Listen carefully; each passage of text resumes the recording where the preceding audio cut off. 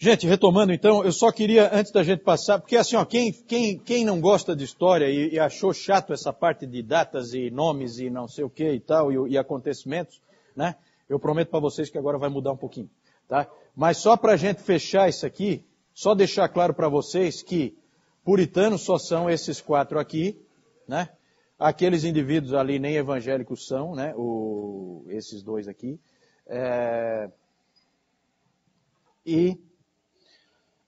Uma coisa importante é o tremendo impacto, e o Dr. Lloyd Jones fala sobre isso também, numa das palestras dele ali nos Puritanos, Suas Origens e Seus Sucessores. Uma das coisas muito importantes que aconteceu, e foram tão poucos anos, que a Inglaterra ficou sem rei ou rainha, que ela foi uma república. Foram pouquíssimos anos ali na história, nós vimos isso quando fizemos aquele apanhado histórico. E uma coisa muito interessante que aconteceu ali, foi que o Oliver Cromwell, e o Lloyd Jones rasga elogios ali para o Oliver Cromwell, apesar dele ser muito odiado em vários locais no Reino Unido.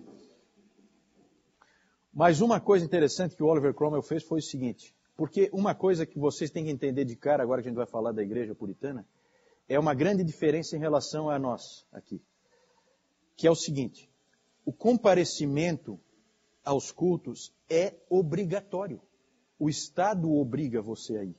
Você paga uma multa se você não vier, e você pode até ser preso se você insistir, certo? Porque o Estado te obriga a ir na igreja. Então, isso é uma coisa que vocês têm que manter em mente, certo?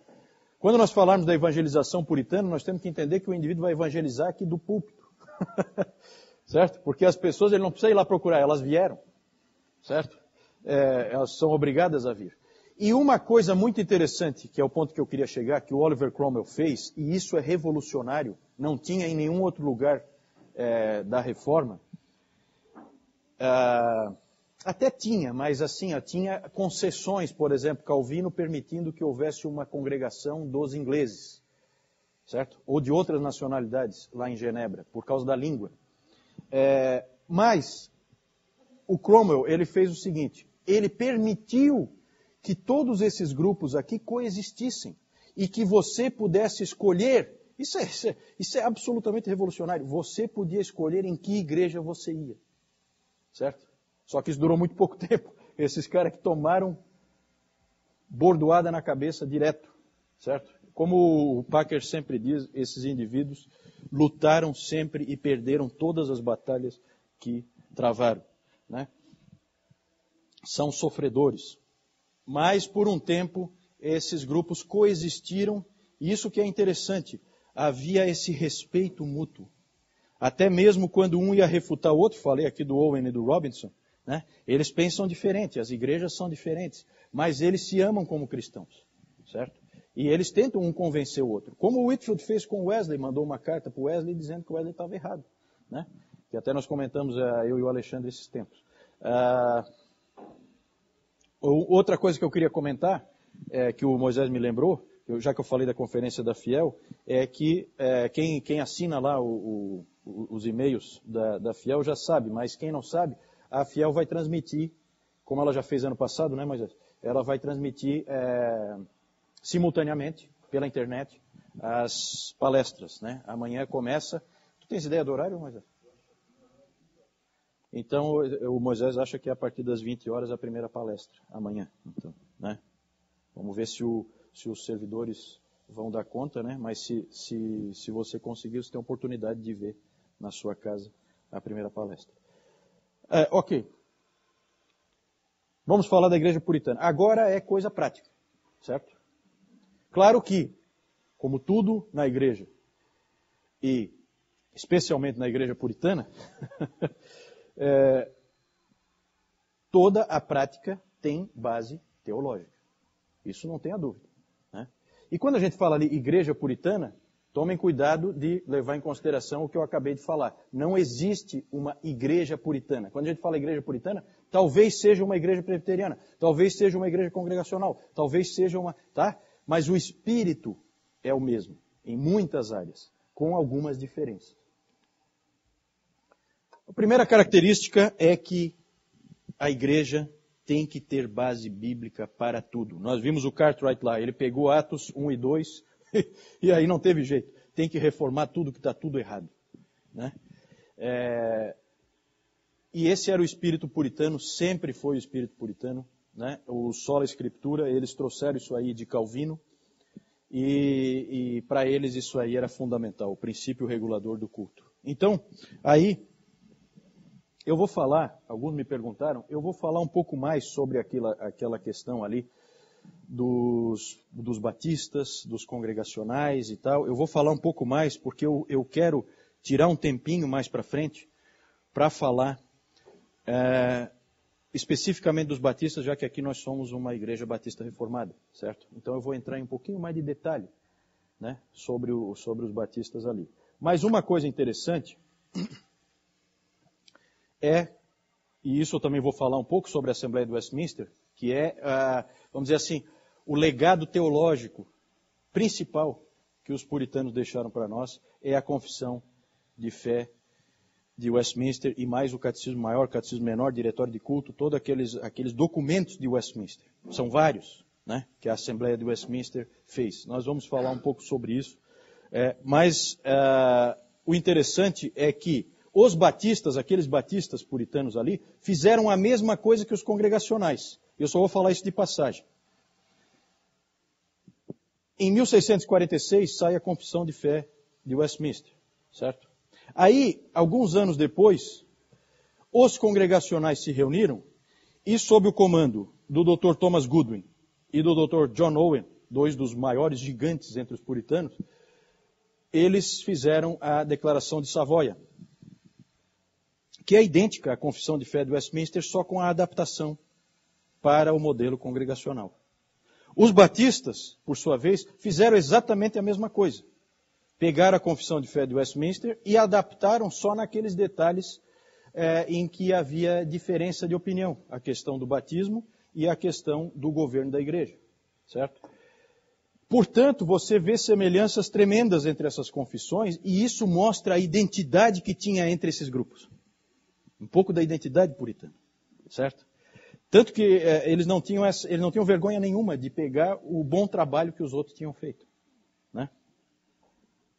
Eu tenho uma coisa legal aqui, é que eu tenho esse privilégio de ter essa primeira, porque essa é a segunda confissão londrina.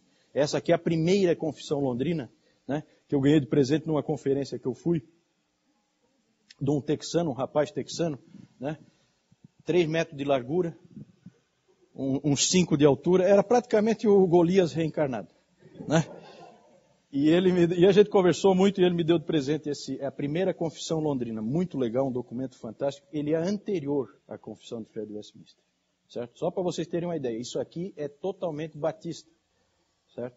Ele é mais antigo, ele é de 1644, mais antigo que a Confissão de Westminster.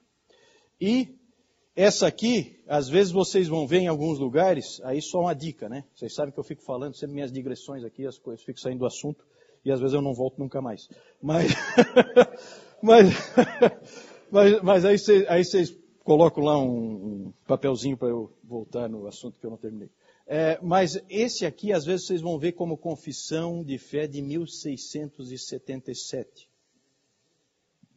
Que é o ano em que ela foi escrita. É o ano real dela. Esse aqui é o ano da publicação, porque esses indivíduos estavam ocultos, escondidos. Havia perseguição tremenda contra eles. Em 1689, houve o ato não lembro qual é o nome exatamente, mas houve esse ato de liberdade, né, do novo rei e da rainha lá, que vieram da Holanda. E aí, então ficou com a data de 1689, mas não foi a data em que foi escrita, certo? Nós vamos falar um pouco disso, vamos falar do Benjamin Keach, do Hansard Knollys, né? Não confunda com Valdir Knoll, não é a mesma pessoa, certo? Mas nós vamos falar um pouquinho desses sujeitos aí. Mas então eu peguei aqui, do capítulo 22, se você pegar na Confissão de Westminster não vai ser muito diferente não. Dessa confissão de 1689, totalmente puritana, veja o que diz ali. O primeiro item Primeiro artigo do capítulo 22. Adoração religiosa e o dia do Senhor. Aí você já vem o destaque que tem o dia do Senhor. Não vamos falar disso hoje, vamos falar disso no domingo que vem. Mas olha só o que diz ali no primeiro. A luz da natureza mostra que existe um Deus que tem senhorio e soberania sobre todos, que é justo, bom e faz o bem a todos. E que, portanto, deve ser temido, amado, louvado, invocado, crido e servido de todo o coração, de toda a alma e com todas as forças. Mas a maneira aceitável de se cultuar o Deus verdadeiro é aquela instituída por Ele mesmo e que está bem delimitada por sua própria vontade revelada, para que Deus não seja adorado de acordo com as imaginações e invenções humanas, nem com as sugestões de Satanás, nem por meio de qualquer representação visível ou qualquer outro modo não descrito nas Sagradas Escrituras. Ou seja, o que quer dizer isso aí? Toda a adoração a Deus tem que ter base bíblica. Esse é o ponto. E aí vem esse nome técnico aí que os teólogos usam, o princípio regulador do culto, que se contrapõe ao princípio normativo. O princípio normativo é o que foi usado pela igreja anglicana, que foi usado pela igreja luterana, que é o seguinte, o princípio normativo diz assim, tudo que o Senhor não proibir na palavra, e que nós considerarmos que é útil, nós vamos fazer. Nós podemos fazer, certo? Na igreja. Aqui não. Aqui não é o que o Senhor não proibir. Aqui é o que Ele mandar fazer. O que Ele não mandou para fazer de alguma maneira, ou por determinação expressa, ou por algum exemplo que esteja validado nas Escrituras, não é para fazer.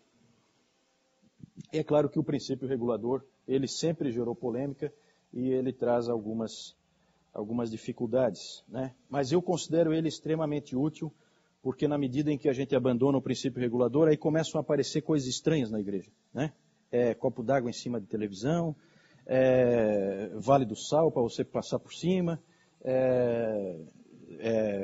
dança, ministério da dança, né? Então um grupo vai vir aqui fazer danças aqui na frente e tal. Começam a aparecer coisas de todo tipo na igreja, porque não há uma preocupação com isso aí, né?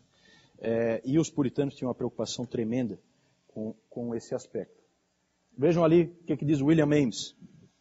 A Escritura é uma regra perfeita de fé e conduta, não apenas parcial. Nem há nada que se deva observar na igreja de Deus que dependa da tradição ou de qualquer autoridade e que não esteja contido nas Escrituras. John Owen. A Escritura contém todas as coisas necessárias para serem praticadas no culto a Deus. Todo o culto deles tinha que ter base bíblica. É claro que, então, evidentemente que aí havia também um grande componente de reação ao catolicismo e, portanto, eles tinham uma aversão tremenda a cerimônias e a itens não bíblicos na igreja. Veja o que diz John Bale. Cristo nunca permitiu essas cerimônias. Ele nunca foi em procissão de capa, cruz e candelabro. Ele nunca rezou missas matinas ou vésperas. Ele nunca consagrou templo nem cálice, cinzas ou palmas, velas nem sinos. Ele nunca fez água benta, nem pão sagrado ou coisas semelhantes. Mas a tais cerimônias tolas, sendo estas sem a ordem expressa de Deus, ele chamou de fermento dos fariseus e abominável hipocrisia. Então, evidentemente, aqui nós temos que entender que há uma reação forte ao catolicismo romano, né? Eles não seriam protestantes se assim não fosse, né? E o Richard Greenham colocou numa frase muito interessante: quanto mais cerimônias, menos verdade, né? Eu não sei se daí que veio aquela história de que quanto mais pompa tem no casamento, menos ele dura, né? Não tem aquela história? É o que se diz, mas deve ser alguma coisa desse tipo, né? Os atores de Hollywood que o digam, né? Realmente, quanto mais cerimônias, menos verdade. Na verdade, eles abominavam todo tipo de cerimônia. Até mesmo nas coisas indiferentes, e aí tem essa palavra complicada aí, que é o plural de adiáforon, que é um termo grego, que significa coisas secundárias, coisas indiferentes, coisas que não são fundamentais. Os adiáforas são aquelas áreas em que não há uma instrução moral clara na palavra. Portanto, há uma liberdade ali dentro, certo? Mesmo nessas coisas, eles achavam que então tinha que ser usado um critério muito claro de sabedoria para ver se uma determinada coisa poderia ou não ser feita na igreja. Veja o que o John Hooper diz. Mesmo as coisas indiferentes devem ter sua origem e fundamento na palavra de Deus. De alguma maneira você tem que tirar aquilo da palavra. O Thomas Cartwright, que nós vimos ali, um pouco da história dele, ele tinha colocado alguns testes. Os testes de Thomas Cartwright para as coisas indiferentes. Evidentemente, testes, todos eles bíblicos, né? E aí está só a referência, e aí o que é o teste? O primeiro, que não ofendam a alguém, especialmente a igreja de Deus. Não haja ofensa naquilo ali. Segundo, que tudo seja feito com ordem e decência, lá de 1 Coríntios 14. Terceiro, que tudo seja feito para edificação. E o último, que sejam feitos para a glória de Deus. Então, tudo que é feito na igreja, se nós aqui, por exemplo, na nossa igreja, a gente resolve colocar algum item novo no nosso culto, né? E a gente não sabe ao certo se ele passa ou não, nós não conseguimos achar uma ordem explícita e nem uma proibição explícita também, então a gente teria que passar, pela orientação do Cartwright, a gente teria que passar por esses testes, passar pelo fogo para ver se aquilo ali aprova, né? Veja o que ele diz ali. Certas coisas são deixadas ao critério da igreja, porque são daquela natureza que varia com o tempo, lugares, pessoas e outras circunstâncias, e assim não poderiam ser imediatamente assentadas e estabelecidas para sempre. É bastante sabedoria aí, né? Eles entendem que tem coisas que o Senhor não colocou na palavra, porque justamente a palavra tem que ganhar a flexibilidade necessária para transpor culturas e épocas. Certo? Então, o princípio regulador ele é muito criticado. Ele é muito criticado porque se diz que ele engessa muito. Mas ele não engessa não, ele é só você estudá-lo com um pouquinho mais de cuidado e você vai ver que onde há uma certa dúvida, você tem testes que também são bíblicos, que é o que o John Hooper disse ali, para que você veja se aquilo ali realmente deve ser feito ou não. Certo? Uma coisa revolucionária, isso aí é uma verdadeira revolução. Para nós pode não parecer, né? Mas não parece para nós, graças a eles. Né? Que a igreja é uma realidade espiritual. A igreja não é uma hierarquia. A igreja não é uma estrutura com o Papa e mais uns bispos e tal. A igreja não é um prédio. A igreja não é uma organização. A igreja é uma realidade espiritual. Richard Baxter. A igreja é uma santa sociedade cristã para a santa comunhão ordinária e ajuda mútua no culto público a Deus e no santo viver. Aí o catecismo do John Ball. O catecismo, vocês sabem, é aquele modelo de material de ensino, usado para ensino, com perguntas e respostas, né? Então, por isso que está assim ali. É uma das perguntas do catecismo do John Ball. Que entende você por igreja? Aí, olha só, a resposta ela já tem um aspecto negativo para desfazer todo um pensamento de séculos e séculos arraigado nas pessoas. Por igreja entendemos não o Papa, nem seus bispos e cardeais reunidos em conselho geral, mas toda a companhia dos crentes. E aí há um outro aspecto muito importante que também vem lá da Reforma, que é a igreja universal. A igreja que transcende aquele corpo local, né? Então, mesmo que eu tenha discordâncias em questões secundárias, e mais para frente nós vamos ver que o John Owen foi encarregado de fazer, sempre John Owen, foi encarregado de fazer uma lista que o Dr. Lloyd Jones propôs até, para as pessoas que estavam na conferência, para que derrubassem barreiras denominacionais, ele fez uma lista de coisas essenciais. John Owen. Nós vamos ver isso aí um pouco mais para frente, quando a gente falar um pouquinho de teologia, certo? Mas aí a gente tem essa ideia bem clara da igreja universal. Pois bem, mas então quais são as marcas de uma igreja verdadeira? Como é que eu reconheço se uma igreja é verdadeira ou não? E aí eles seguiram os puritanos seguiram os reformadores, né? A gente vê, por exemplo, naquela carta que foi escrita pelo John Field e pelo Thomas Wilcox, que é a advertência ao parlamento. Foi uma carta que eles enviaram ao parlamento, propondo que a igreja fosse transformada num modelo presbiteriano. E seguindo o exemplo do que tinha sido feito na Escócia. Lá eles escreveram assim: as marcas exteriores pelas quais uma verdadeira igreja cristã é conhecida são a pregação da palavra puramente, a ministração dos sacramentos sinceramente e a disciplina eclesiástica. Os puritanos eles sempre incluíam esse elemento de disciplina, que nem todos os reformadores tinham colocado isso, né? Na reforma, o destaque vai para os dois primeiros: pregação fiel da palavra e administração correta dos sacramentos. Veja lá John Bradford. Se contemplamos a aparência da igreja papista, ele está falando como se fosse uma oração, né? Se contemplamos a aparência da igreja papista, Senhor, como brilha, e é esplêndida em comparação com a verdadeira igreja de Cristo, que é discernida nestes dias apenas pela palavra de Deus pregada fielmente, as ordenanças puramente ministradas e alguma disciplina. Certo? Esse John Bradford aí, o que aconteceu com ele? Vejam ali, ele morreu com 45 anos, queimado na estaca da Rainha Maria Sanguinária. Ele foi queimado, aí só uma curiosidade, né? Eu sempre gosto de trazer aquelas curiosidades, que eu não sei se vocês se irritam ou se vocês gostam, mas eu trago de qualquer maneira. O Bradford foi queimado na estaca junto com um jovem chamado John Lees, e ele disse para esse jovem, ele falou o seguinte: tenha bom ânimo, irmão, porque nós teremos uma maravilhosa ceia com o Senhor nesta noite. Isso aí é a fé que os caras tinham, né? Na hora que eles iam lá para a estaca, tinham uma fé tremenda. Uma coisa muito legal, que a gente vai falar mais um pouquinho mais para frente, é que a igreja começa cada vez mais a ser definida em termos de comunhão, em termos da ligação dos membros, né? É claro que isso eles também aprenderam na palavra, em textos como 1 Coríntios 12, mas eles destacaram isso, né? Então veja ali o John Davenport.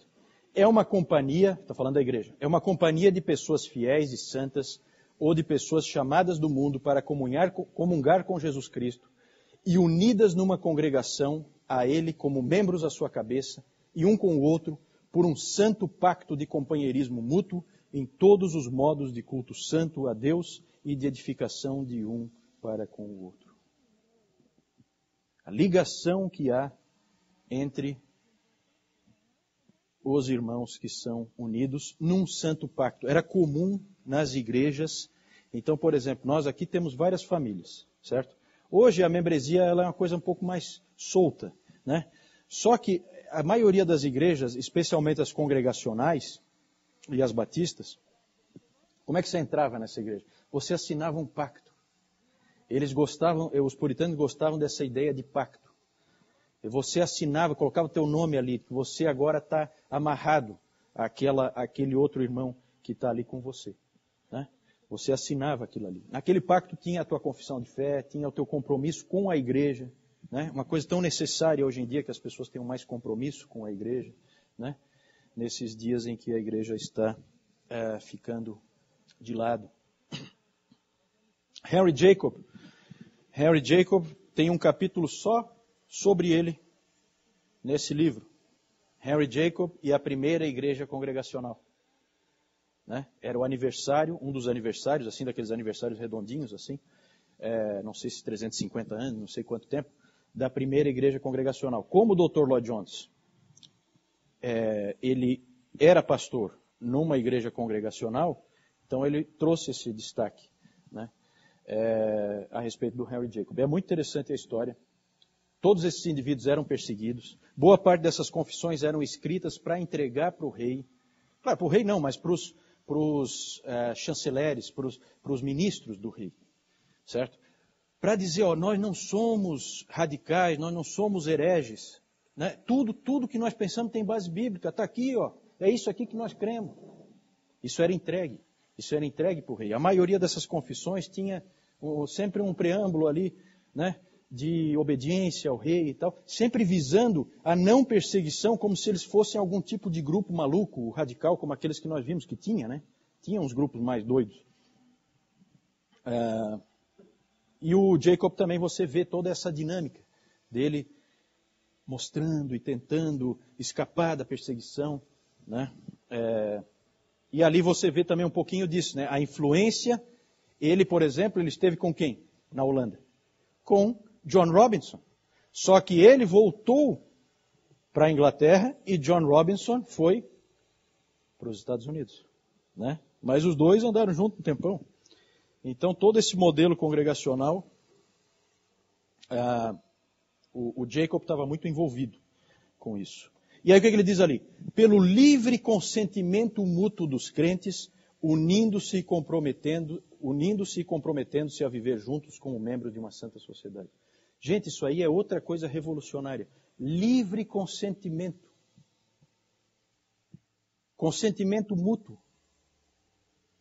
Eu escolhi estar aqui. Lembra do que eu falei antes? Presença na igreja, membresia na igreja é obrigatória. Vai para a cadeia se não for membro da igreja. Ali não. Ali não. Livre consentimento. Eu assinei um pacto. Eu acredito nisso aqui. Isso é uma coisa nova. Hoje, para nós, pode não parecer. Mas ali, absolutamente novo.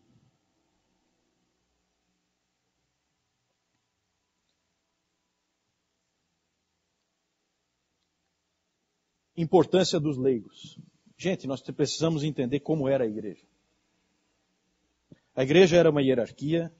Todas as pessoas que não são clérigos, que não são sacerdotes ou monges ou bispos, que não fazem parte da estrutura hierárquica da igreja, todas as pessoas são pessoas imundas espiritualmente e que, portanto, ficam separadas. A própria arquitetura, a Adriana sabe bem disso, a arquitetura ela sempre está vinculada a aspectos da filosofia de uma época, né? Então, a arquitetura daqueles templos, como é que era? Você tem blocos separados. Então, você tem o grande espaço onde as pessoas sentam, mas o espaço em que as coisas sagradas e as pessoas sagradas ficam é separado, é um outro bloco, é um outro quadrado. Numa planta baixa num outro retângulo, separado, não é junto. Porque eles não podem ficar juntos. Eles não podem ficar juntos. Certo? Então, tudo separado. A missa em latim, ninguém entendia absolutamente nada. E ainda era obrigado a ir. Pô, tinha que obrigar mesmo, porque quem queria ir num negócio desse? Eu não ia querer, tinha que obrigar mesmo. Realmente, eu acho que a coisa tinha um certo sentido. Mas os leigos, então, eles encontraram, com os puritanos, os leigos ganharam, e com a reforma, na verdade, ganharam uma importância tremenda. Vocês lembram do Cartwright? Ele dizendo da própria igreja escolher os seus presbíteros. Isso aí é um absurdo. Isso é uma revolução total. Isso não poderia acontecer jamais, pois o Cartwright já tinha proposto isso, né? Também nessa época, por causa das perseguições, e não só por causa das perseguições, mas também para fortalecimento e encorajamento mútuo, muitas reuniões nas casas, né? Isso que hoje está meio que acabando com a igreja, na verdade, na época, fortalecia a igreja, né? Porque, na verdade, você tinha uma igreja cheia de ímpios, e aí aqueles indivíduos que eram realmente crentes, eles se encontravam, eles buscavam fortalecimento mútuo, que eram os chamados conventículos, certo? E aí isso aí tem mais de um motivo para acontecer. Às vezes eu faço reuniões assim só para acrescentar, porque eles amavam muito a palavra e amavam muito o Senhor, então era uma coisa a mais. Nós nos reuníamos como algo a mais do que o culto dominical. E às vezes era uma questão de perseguição. Nós somos perseguidos, a gente vai na igreja oficial, não acreditamos em nada que eles fazem lá, e depois nós nos reunimos no meio do mato, ou num celeiro, ou numa casa, né? Você pega, por exemplo, documentos históricos dos arquivos dos tribunais, e aí você tem lá, que eu coletei aqui, na diocese de Chester, por exemplo, você tem algumas coisas escritas lá, só um pedacinho de cada um, né? Acusações contra indivíduos. Pessoas em um grupo reunido conferenciaram juntas sobre lições proveitosas que haviam aprendido naquele dia numa catequização pública. Foram presos. 12 puritanos eram acusados de manterem um jejum privado no dia de Natal, na casa de Warren Croxton, que tinha lá o nome do sujeito, né? Então, esse aí tomava mais, que era na casa dele o encontro, né? Um grupo pequeno foi acusado de haver se reunido e encontrado em várias casas para fins religiosos. Um indivíduo foi preso por ter um encontro particular de homens e mulheres em sua casa, mas sem saber para que fim, ele não disse por quê. Várias pessoas por terem encontros privados em suas casas. Então eles eram sempre, quando eles eram descobertos, eles eram presos, né?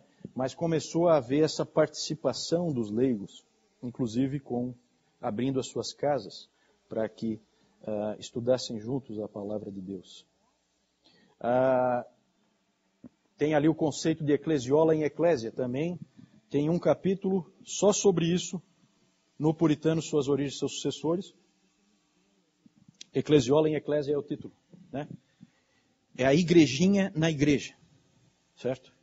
Muitos grupos, e o Dr. Lloyd Jones defende que os puritanos não fizeram isso, até porque ele queria que J.I. Packer e companhia, John Stott, essa turma toda, saísse da igreja anglicana. Então ele não queria defender uma ideia de que os puritanos acreditavam nisso aí, e eu concordo com ele. Teve grupos que acreditavam nisso aí. Dentro do luteranismo, os pietistas, né? O próprio John Wesley fez isso também. Lloyd Jones argumenta que os puritanos não acreditavam nisso, eles eram homens da igreja, da eclésia, não da eclesiola. Só que, às vezes, por necessidade, por perseguição, eles acabavam, só por força, aderindo a esse tipo de estrutura, certo? E aí, a coisa preciosa, maravilhosa, cultos em inglês. Né? Agora você entendia o que os indivíduos diziam lá na frente. Né? Isso aí é uma verdadeira revolução, só comparável a ter a palavra no vernáculo. Né? Cultos em inglês. Isso permitia uma participação tremenda dos indivíduos. Eles ouviam, entendiam. A pregação era para ser entendida e aplicada. Surgiram os grandes pregadores puritanos, um atrás do outro, com aplicações em cima da palavra. As pessoas saíam renovadas da igreja, com outro ânimo, com outra consciência, com outro espírito, para viver o seu dia a dia, por causa da pregação da palavra. Inclusive, chegaram a ter até essa consciência crítica. O indivíduo prega e nós discutimos o que ele pregou. Pô, isso aí é uma coisa que era impensável. E olha o que diz ali o Edward Reynolds. As pessoas são aqui ensinadas primeiro a examinar as doutrinas dos homens pela regra e o padrão da palavra. Pois embora o julgamento da interpretação pertença principalmente aos ministros da palavra, entretanto Deus deu a todos os crentes uma capacidade de julgamento para provar os espíritos e examinar as escrituras, para ver se as coisas que ouvem são assim ou não. De onde é que eles tiraram isso? Dos bereanos, lá de Atos, né? Exatamente. É uma outra mentalidade, né? E aí a gente vai vendo muitas marcas que nós temos na nossa igreja aqui e em outras igrejas nos nossos dias. De onde é que veio? Isso aqui não foi de graça, não. Um monte de gente apanhou para a gente ter isso aqui. Isso a gente nunca deve esquecer. Simplificação do culto. Não parece, né? com 11 itens não parece ter simplificado. Não, mas isso aqui é extremamente simples. É a ordem de culto da congregação inglesa em Genebra. Então, a congregação inglesa usava essa ordem de culto. Era assim que eles organizavam. Toda igreja tem uma ordem de culto, mesmo que não esteja escrita. Né? Vocês vêm aqui no domingo, vocês sabem o que vai acontecer. Não sabem? Está escrito em algum lugar? Não está escrito, mas já está tácito. Né? Então, aqui olha como é que era um culto. Isso aqui não tem nada a ver como era a missa católica. Completamente diferente. Simplificação. Começa com uma confissão de pecados, uma oração por perdão, um salmo métrico, daqui a pouco nós vamos falar da música, um salmo métrico, uma oração por iluminação, porque agora vem a palavra, então pede-se a iluminação das mentes para entender, compreender a palavra como o Senhor quer. Então é feita uma leitura da Escritura, depois vem o sermão, que é a parte mais importante, depois batismos e publicação de exclusões, caso existam, né? Existe esse espaço reservado para aquilo, oração longa e o Pai Nosso, o credo apostólico, recitado pelo ministro, de novo um salmo métrico, então eles cantavam 2 vezes, e a bênção podia ser a araônica ou a apostólica. Então aí, um documento histórico para a gente ter mais ou menos uma ideia de como eles simplificaram o culto. Eliminaram as vestes clericais, né? Essa é uma foto atual, né? Vocês vejam aí, é o tipo da coisa que, se você tem um espírito puritano, você não vê nada naquilo ali, né? A não ser um sujeito que se fantasiou aí, né? Mas isso aí tudo tinha um significado tremendo e tal, né? Os puritanos tinham uma verdadeira aversão a esse tipo de coisa. Era o tipo da jogada para fazer aquele indivíduo parecer mais santo que os outros. Coisa que para eles era insuportável do ponto de vista teológico, né? Tem até uma história interessante, viu, Augusto? Que é de um botânico, e essa história é legal. O William Turner era um puritano da época, mas não era um pastor. Ele era, na verdade, um cientista, ele era um biólogo. Era um botânico e ornitólogo, que é o indivíduo que estuda aves, né? Perguntei para minha esposa e ela me disse isso. Se estiver errado, a culpa é dela, né? O ornitólogo é o indivíduo que estuda aves. E sabe o que esse cara fez? Ele tinha um cachorro, viu, Ellen? Ele tinha um cachorro e ele pegou e treinou esse cachorro para fazer, sabe o quê? Olha lá.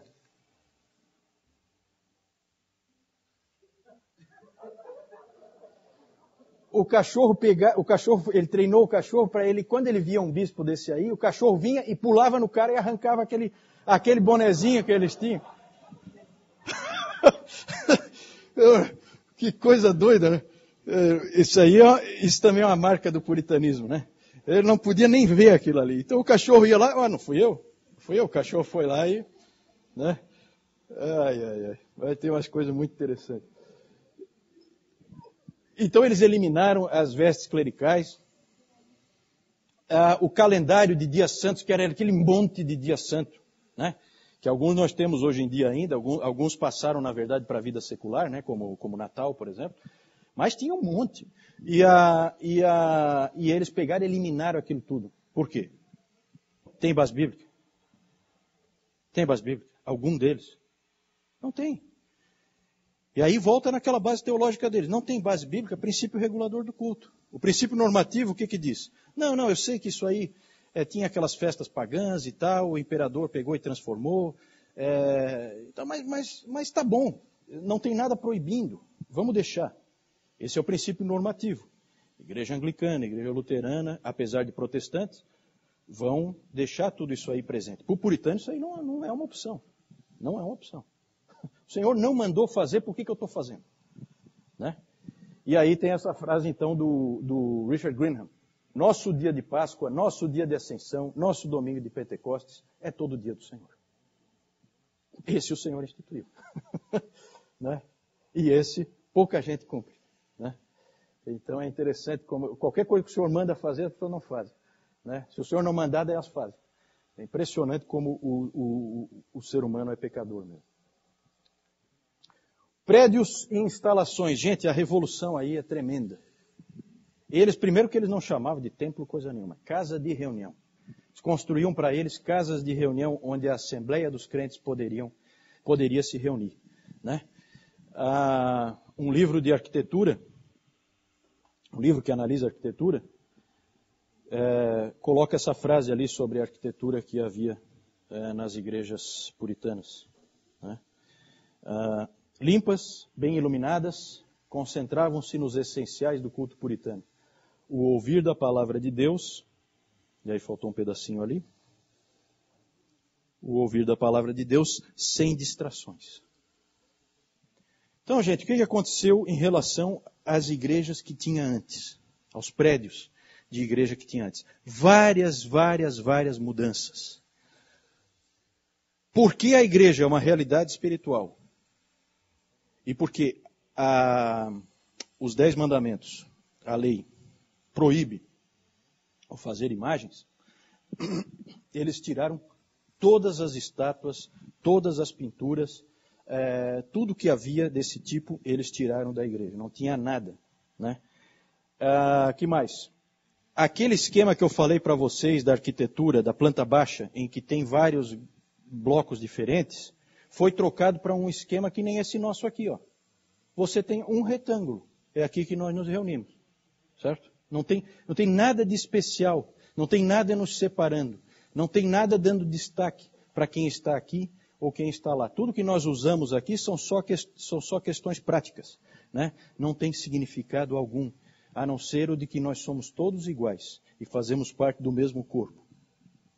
Que mais? Muita luz. Janelas. Por que será? Vamos lá. Por quê? Para poder ler. Coisa que nunca se fez. Né? Lembra do Edward Reynolds dizendo que nós temos que conferir? Estilo bereano. Cada pessoa com a sua Bíblia. Eu preciso ler a minha Bíblia.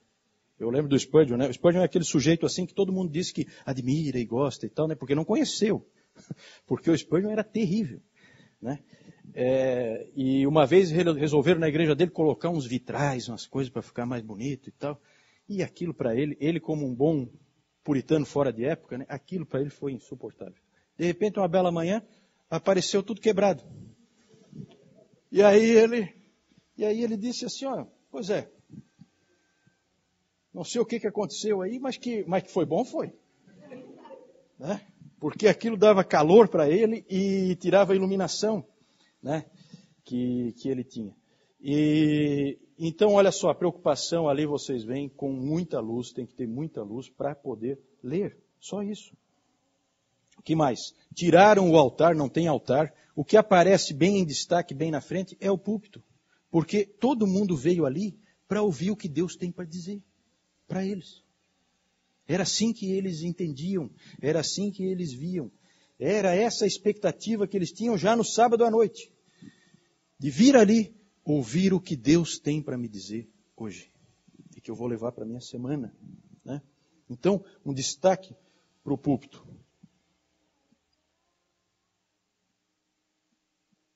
Aqui a gente tem aqui sempre, né, pouquíssimas distrações, todo mundo voltado para o púlpito para ouvir a palavra de Deus pregada e acompanhar, né? Aqui, bem interessante, esse sujeito ali, William Weston, não é um puritano, tá? Ele é um jesuíta, infiltrado. Inclusive, ele era um cara meio maluco, ele ia e entrava nos lugares, ele na verdade não era bem recebido porque ele era um católico. Mas os jesuítas, vocês sabem, eram indivíduos que tinham muita garra para levar em frente o que eles criam. E uma descrição dele do que ele via nas igrejas puritanas. Olha o que ele diz. As pessoas que assistiam tinham suas Bíblias abertas no colo. Para ele é abominável isso aí. Para ele é abominável. Ele não está elogiando. Ele está só descrevendo. As pessoas tinham suas Bíblias abertas no colo e examinavam os textos citados pelos pregadores. Como é legal quando você lê uma coisa escrita por um inimigo, né? Porque você sabe que não tem perfumaria. Né? É exatamente o que aconteceu. Depois do sermão, eles também argumentavam entre si sobre o significado de vários textos da Escritura. Outra coisa insuportável para ele, porque não pode nunca discutir nada. O que a igreja disse que é. Todos eles, homens e mulheres, rapazes e moças, trabalhadores, operários e o povo mais simples. Isso chocou ele. Né? Gente simples discutindo a palavra de Deus depois do culto. Essa é a participação congregacional que a gente vê fortemente trazida pelos puritanos. Eles eram inimigos ferrenhos da preguiça no culto. Na verdade, o Baxter, ele tinha... Nós vamos falar um pouco sobre isso, talvez, mais para frente, se der tempo. Mas o Baxter, por exemplo, ele se reunia com os jovens no sábado à noite e eles se preparavam para o culto do domingo. Ficavam 3 horas reunidos, né, os jovens da igreja. E todo mundo se preparava no sábado para encontrar com o Senhor no domingo. E aí o Baxter fala assim, ó, se fosse apenas o exercício do corpo, o mover dos lábios, o dobrar dos joelhos, então seria um trabalho fácil de fato. Claro que ele está atacando a adoração antiga, medieval, católica romana, né? Sim, se fosse para passar a maior parte dos nossos dias enumerando contas, é o texto, né? E repetindo certas palavras e orações, ainda seria comparativamente fácil. Mas é um trabalho mais difícil do que tudo isso. Enquanto o indivíduo pregava, eu acompanhava e ia aplicando a minha alma, conforme a pregação do pregador. Esse era um exercício que cada um dos ouvintes fazia, e fazia mesmo. Outra coisa da participação congregacional aí que a gente está falando, foi que os puritanos são praticamente os criadores do devocional particular. Sabe aquele momento do dia, quando você acorda e aí você vai ler um trecho da Escritura e aí você adora a Deus em oração e tal, aquele tempo devocional, eles que inventaram. A igreja medieval não tem isso. Certo? A igreja medieval, você só adora a Deus no lugar em que Deus está, que é dentro do templo. Ele não está nos outros lugares, certo? Os reformadores e os puritanos mostraram que Deus estava em todo lugar e que a adoração é contínua, é o que eu faço o tempo inteiro, é a minha vida. Então, eles criaram praticamente os devocionais particulares e também o culto nos lares. Também é praticamente uma invenção deles. É claro que dos 3, o mais importante para eles era o culto coletivo da igreja, né? Isso nós vamos ver mais quando a gente falar do Dia do Senhor na próxima vez, até porque o nosso tempo já está esgotado. Só mais algumas coisas para a gente falar. Outra coisa que eles faziam também é que eles mesmos marcavam os seus próprios dias de jejum e de ações de graças, baseados nas suas próprias vidas, que estavam totalmente integradas com a sua adoração. Na verdade, eu louvo a Deus no contexto da minha vida e não fora dela, não como se fosse uma coisa à parte. Então tem essa coisa interessante aí do Oliver Haywood, em que ele escreve no diário dele: tivemos um dia solene de ação de graças em minha casa, pela recuperação de minha esposa e de meu filho. Provavelmente estavam doentes, né? Meu filho Eliezer começou, o Sr. Dawson e John prosseguiram, eu concluí com pregação, oração. Banqueteamo-nos com a presença de 50 pessoas para cima, bendito seja Deus. Já aquela coisa da comunhão prática, né?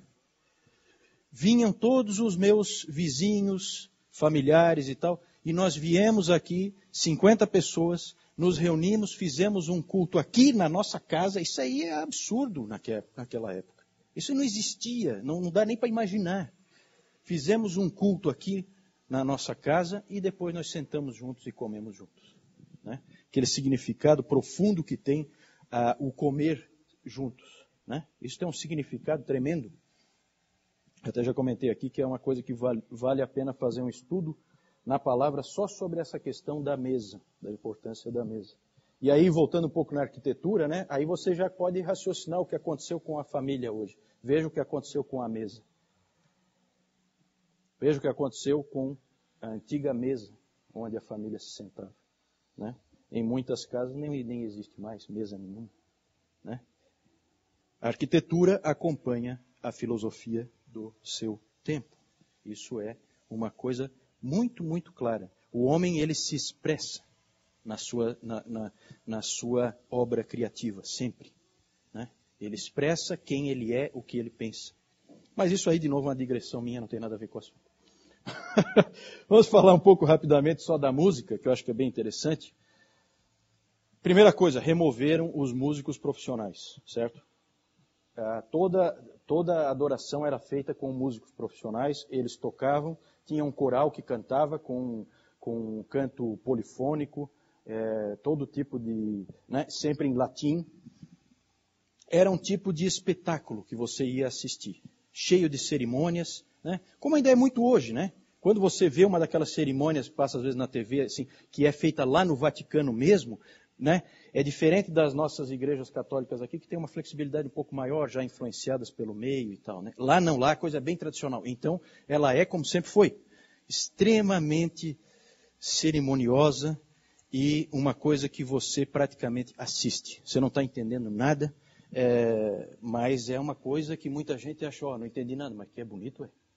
Né? Tem muita gente que gosta de ritual, né? Muita gente gosta de ritual. Inclusive assim, né? Eu fico às vezes imaginando, né? Uma igreja que nem aquela ali dos puritanos, né? Não é a igreja que a maioria das mulheres sonhou em se casar. Por quê? Porque tem aquela noção da cerimônia, da homenagem, dos olhares, sobre as vestimentas, né? Então essa pompa aí não tem nada a ver com os puritanos, né? Fica longe. As cerimônias eles não gostavam. Eles pegaram, quando eles assumiram, eles tiraram esses músicos profissionais, tiraram os órgãos que eram usados para fazer a música, tiraram tudo fora. Não que eles eram contra a música, como alguém já comentou, a mesma coisa que os reformadores fizeram, tiraram os órgãos das igrejas e colocaram nas casas. O indivíduo que mais lutou contra os abusos que havia na música, na época da Reforma, era exatamente o Ulrico Zwinglio, que era o que tinha mais talento musical de todos os reformadores, né? Era o que mais entendia de música. Foi ele que foi mais contra o que tinha instituído, que era esse esquema aí, né? Então foi extinto o coral, foi tirado o latim, não se canta mais em latim aqui. E aí eles introduziram o preferido deles, que era o cântico congregacional, em uníssono, todos cantando juntos, salmos métricos em inglês. Certo? Era isso que eles faziam. Gente, isso é participação congregacional.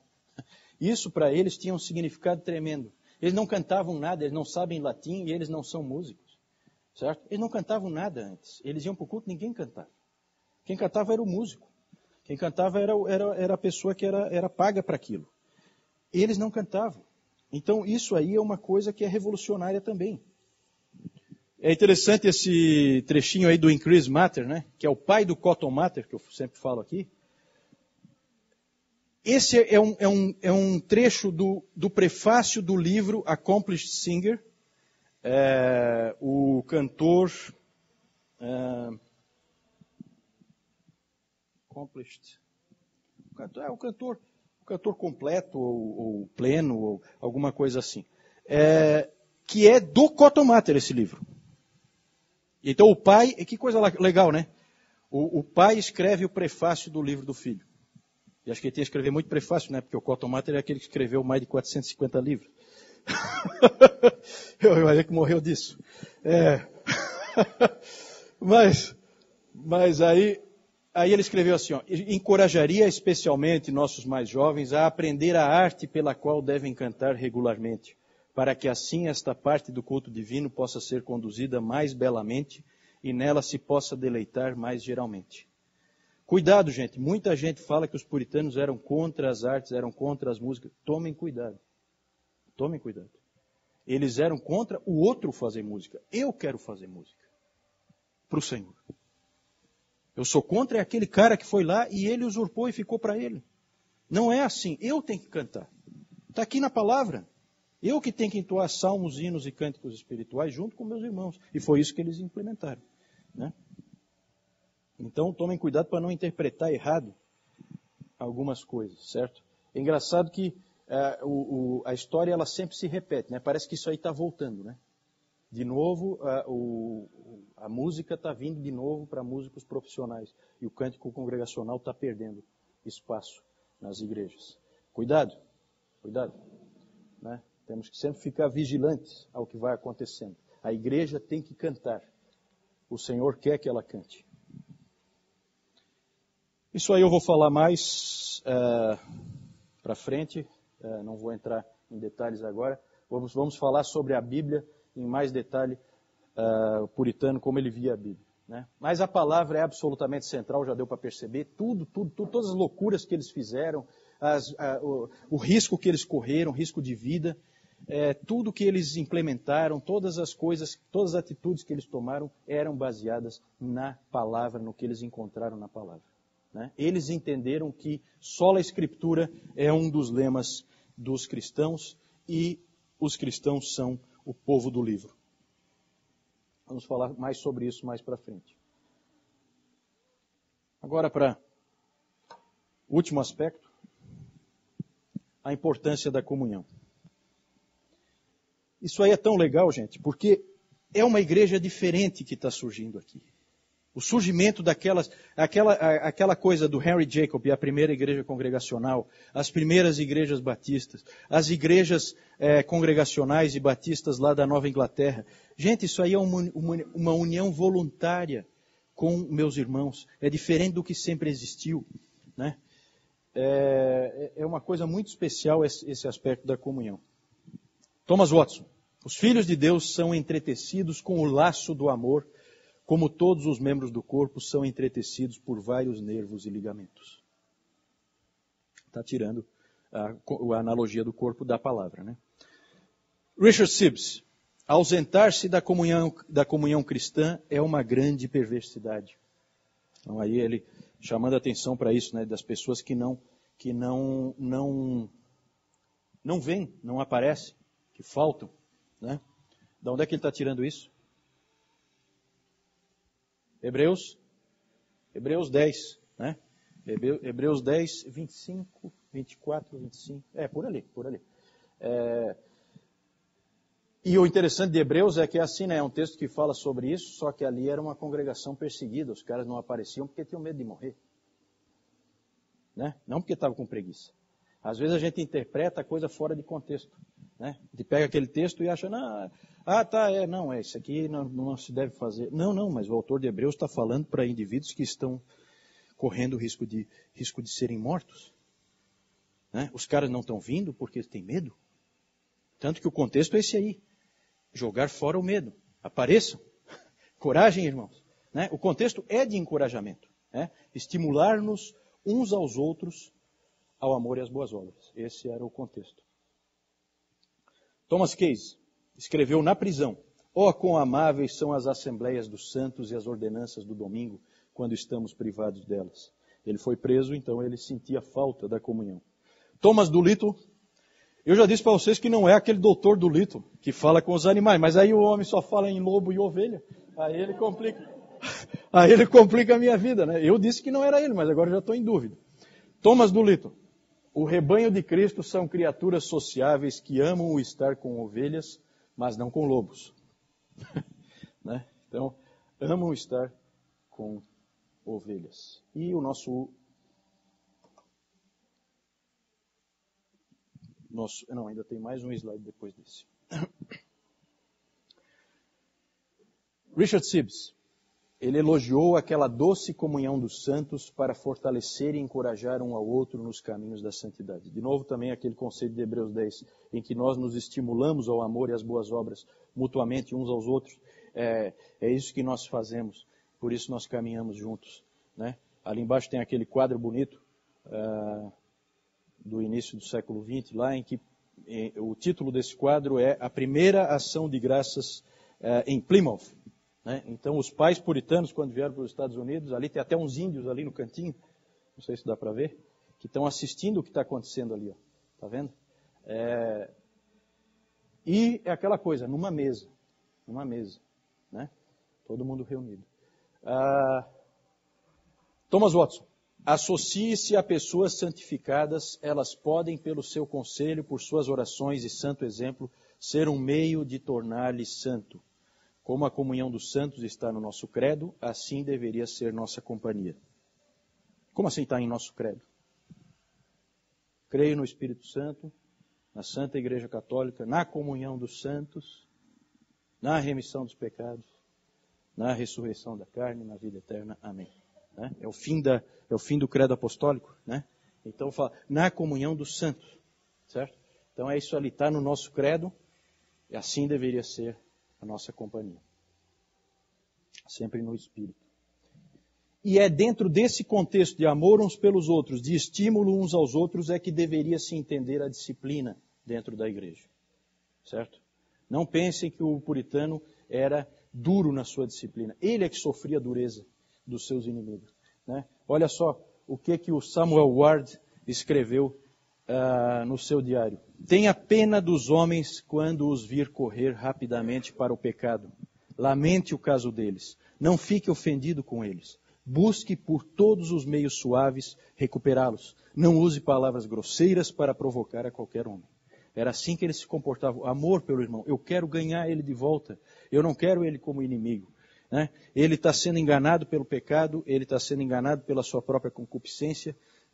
Eu tenho que ter misericórdia e compaixão e fazer tudo o que tiver ao meu alcance, né? Mas usando os parâmetros bíblicos de mansidão, de meios de amor para alcançar o irmão de volta. Era assim, era nesse contexto que havia então a disciplina. E eu quero encerrar com essa frase que eu acho que resume tudo que a gente falou aqui hoje. Essa frase do Richard Matter, que é o avô do Cotton Mather, pai do Increase Mather, certo? Um dos primeiros puritanos que foram para Nova Inglaterra. Ele é inglês, na verdade.